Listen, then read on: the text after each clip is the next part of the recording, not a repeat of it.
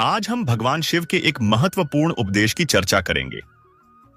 यह उपदेश उन लोगों के लिए है जो भिन्न भिन्न देवी देवताओं की पूजा करते हैं और सोचते हैं कि इसका उनके जीवन पर क्या प्रभाव पड़ेगा। भगवान शिव ने इस विषय पर एक सुंदर कथा के माध्यम से बताया कि क्या होता है जब हम अनेक देवताओं की आराधना करते हैं। नमस्कार दोस्तों, आप सभी का हमारे YouTube चैनल पर एक बार फिर तहे दिल से स्वागत है। तो दोस्तों, अगर आप सच में भगवान शिव के सच्चे भक्त हैं तो कृपया वीडियो को लाइक करें और कमेंट में हर हर महादेव जरूर लिखें। हे भगवान शिव, जो भी इस वीडियो को लाइक करेंगे, अपने मित्रों के साथ शेयर करेंगे और कमेंट में हर हर महादेव लिखेंगे, उनका जीवन खुशियों से भर दे। बहुत समय पहले की बात है, एक छोटे से गांव में भुवन नामक व्यक्ति रहता था। भुवन अत्यंत धार्मिक था और जीवन के हर क्षेत्र में देवी देवताओं की कृपा प्राप्त करना चाहता था। वह हर दिन अलग अलग देवताओं की पूजा करता। सोमवार को भगवान शिव, मंगलवार को हनुमान जी, बुधवार को गणेश जी और इसी प्रकार हर दिन किसी न किसी देवता की आराधना करता। भुवन का यह मानना था कि सभी देवी देवताओं की पूजा करके वह अपने जीवन के हर क्षेत्र में सफलता और सुख प्राप्त कर सकेगा। लेकिन उसकी साधना में एक समस्या थी। वह किसी भी देवता की पूजा में पूरी निष्ठा और एकाग्रता नहीं लगा पाता था। एक दिन भुवन ने महसूस किया कि उसकी साधना का कोई परिणाम नहीं आ रहा है। न तो उसकी आर्थिक स्थिति सुधर रही थी, न ही उसके जीवन में शांति थी। भुवन ने निराश होकर सोचा, मैं इतनी श्रद्धा से हर दिन अलग अलग देवताओं की पूजा करता हूं, फिर भी मेरा जीवन सुखी क्यों नहीं है? इस प्रश्न का उत्तर पाने के लिए भुवन ने एकांत में जाकर भगवान शिव का ध्यान किया। उसने पूरी श्रद्धा से भगवान शिव से प्रार्थना की, हे महादेव, कृपया मेरी समस्या का समाधान करें। क्या मेरी पूजा विधि में कोई त्रुटि है? भुवन की सच्ची प्रार्थना सुनकर भगवान शिव प्रकट हुए। उन्होंने मुस्कुराते हुए पूछा, वत्स, क्या समस्या है जो तुमने मुझे पुकारा?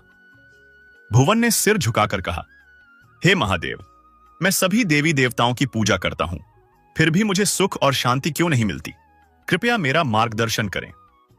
भगवान शिव ने भुवन को समझाते हुए कहा, वत्स, यह सही है कि सभी देवी देवता एक ही परमात्मा के रूप हैं, लेकिन तुमने अपनी साधना में एक बड़ी गलती की है। भुवन ने आश्चर्य से पूछा, हे महादेव, मेरी गलती क्या है?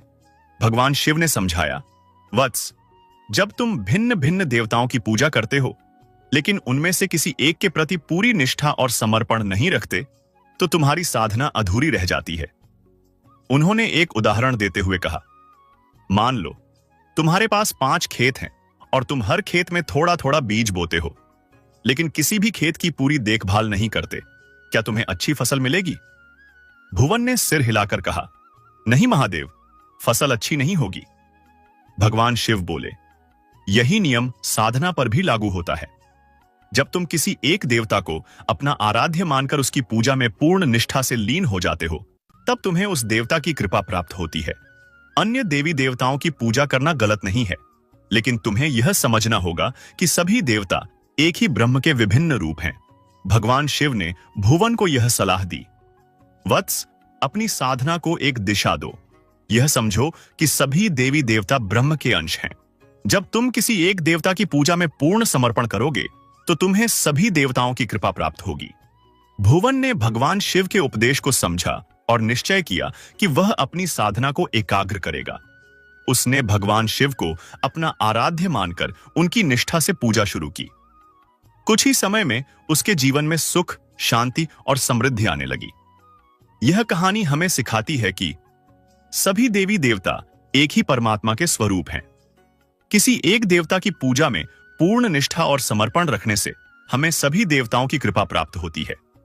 भिन्न भिन्न आराधना करना गलत नहीं है, लेकिन साधना में एकाग्रता और समर्पण होना आवश्यक है। दोस्तों, भगवान शिव का यह उपदेश हमें बताता है कि भक्ति में स्थिरता और निष्ठा कितनी महत्वपूर्ण है। अगर आपको यह कथा और भगवान शिव का ज्ञानवर्धक उपदेश पसंद आया हो तो इसे लाइक करें, अपने दोस्तों के साथ शेयर करें